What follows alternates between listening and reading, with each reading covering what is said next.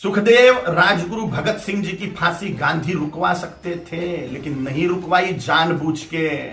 इसलिए तिरस्कार करता हूं मैं गांधी का, नफरत करता हूं मैं गांधी से। गांधी नहीं, महात्मा नाथुराम जी गोडसे हैं। मर जाए मेरे जैसे करोड़ों कालीचरण हिंदुत्व को बचाने के लिए, धर्म को बचाने के लिए, सनातन हिंदू धर्म की रक्षा के लिए तैयार है हम मृत्यु दंड को पाने के लिए। ओम काली। सभी हिंदू धर्म प्रेमी भाइयों बहनों को मेरा हृदयपूर्वक ओम काली। गांधी के मामले में अपशब्द बोलने के लिए मुझ पर FIR दर्ज हुई, मुझे उसका कोई पश्चाताप नहीं है। गांधी ने किया क्या है हिंदुओं के लिए? विश्वासघात किया है देश का। 14 वोट प्रधानमंत्री पद के लिए सरदार वल्लभ भाई पटेल जी को थे और 1 वोट भी नेहरू को नहीं था, तो भी नेहरू को प्रधानमंत्री क्यों बनाया? और ये वंशवाद की जड़ फैलाने वाले ये गांधी ने पूरे के पूरे कांग्रेस के अन्य प्रतिभाओं का खच्चीकरण कर दिया, अन्य प्रतिभाओं को कुंठित कर दिया। एक वंश गांधी नेहरू वंश का ही बोलबाला करने लग गए। सरदार वल्लभ भाई पटेल के हाथ में अगर तब प्रधानमंत्री पद गया होता था तो भारत अभी सोने की चिड़िया बनता था, भारत अभी जगत गुरु होता था, भारत अभी चक्रवर्ती सम्राट होता था, अमेरिका से भी बड़ी पावर भारत बन जाता था। यह महान विश्वासघात भारत की जनता के साथ में गांधी ने किया, इसलिए मेरे हृदय में तिरस्कार है गांधी के प्रति। हिज हाइनेस श्रीमंत ज्योतिरादित्य सिंधिया जैसे महान प्रतिभाएं कांग्रेस में थी, है, लेकिन इस गांधी नेहरू वंशवाद के कारण उनको व्यवस्थित कार्य करने का मौका ही नहीं मिलता। इस वंशवाद के जनक गांधी हैं, इसलिए गांधी नेहरू खानदान के वंशवाद के जनक हैं, राष्ट्र के जनक नहीं, इसलिए राष्ट्रपिता नहीं है। मैं नहीं मानता, कोई माने उनकी इच्छा। दे दी हमें आजादी, बिना खड़क बिना ढाल, साबरमती के संत तूने कर दिया कमाल। ये गाना लिखने वाले को 100 जूते मारने चाहिए। भगत सिंह, सुखदेव, राजगुरु, चंद्रशेखर आजाद, सुभाष चंद्र बोस, इन लोगों ने जो त्याग बलिदान किए, फांसी पर लटक गए ये लोग, इन्होंने कुछ नहीं किया देश की आजादी के लिए, ऐसा इनका बोलना है ये गाना रचने वाले का। इतने सारे महान क्रांतिकारी, स्वतंत्रता सेनानी जिनको फांसी दी गई, उसमें 80% सिख लोग हैं, 20% अन्य क्रांतिकारी हैं। इन क्रांतिकारियों ने जो अपना त्याग बलिदान किया वह व्यर्थ मान लिया ये गाना रचने वाले ने, सारा का सारा श्रेय गांधी को दे दिया। एक लाठी खाई गांधी ने कभी?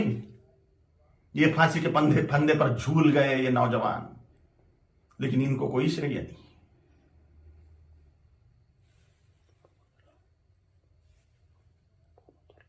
सुखदेव राजगुरु भगत सिंह जी की फांसी गांधी रुकवा सकते थे, लेकिन नहीं रुकवाई जानबूझ के।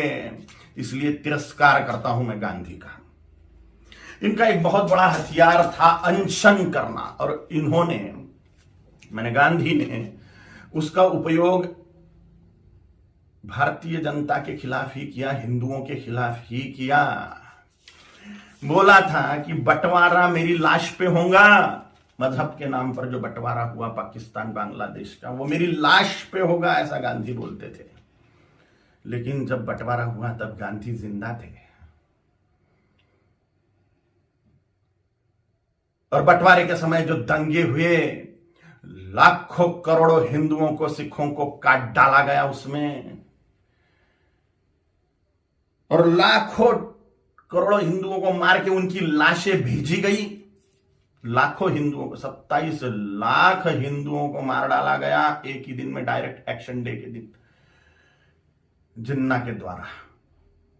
और पाकिस्तान में से जो ट्रेनें आ रही थी वो लाशों से ही भरी हुई थी, महिलाओं के और पुरुषों के, बोरे के बोरे भर के महिलाओं के स्तन काट कर भेज रहे थे वहां के लोग।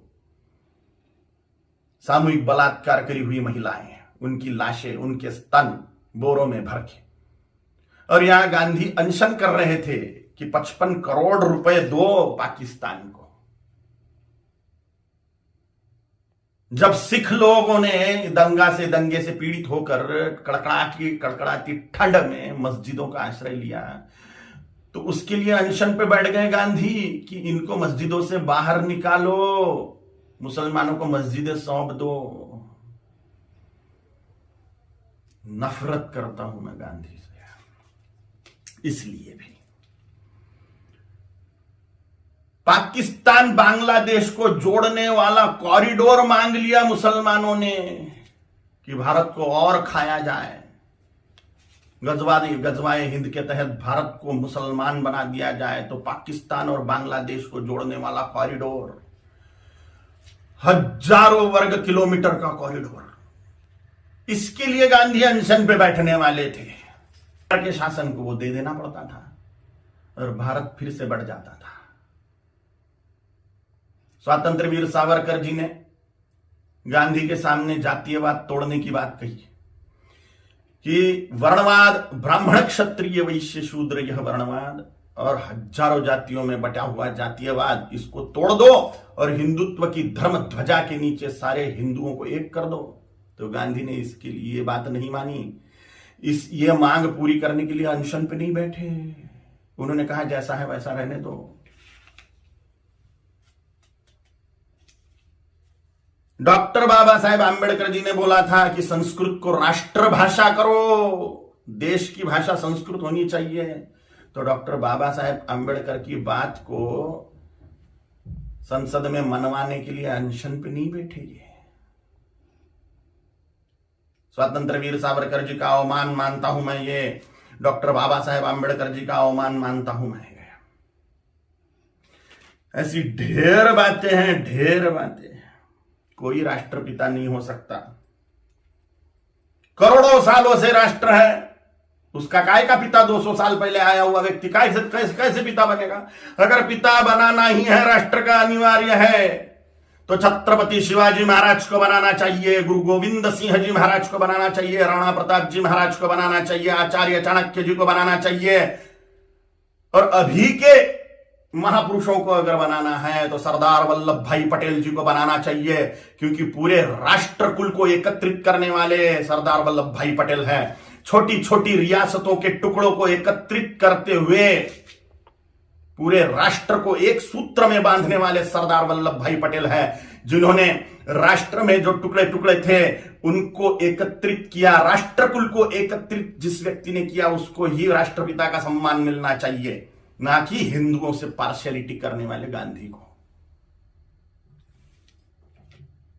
अगर वो कॉरिडोर मिल जाता था पाकिस्तान बांग्लादेश को, तो हिंदुस्तान कब का मुसलमान बन चुका होता था। धन्यवाद है, कोटि कोटि धन्यवाद है महात्मा नाथुराम गोडसे जी को, उनके चरणों में साष्टांग नमस्कार है मेरा कि उन्होंने अपना बलिदान देके हिंदुस्तान को मुसलमान बनने से बचा लिया।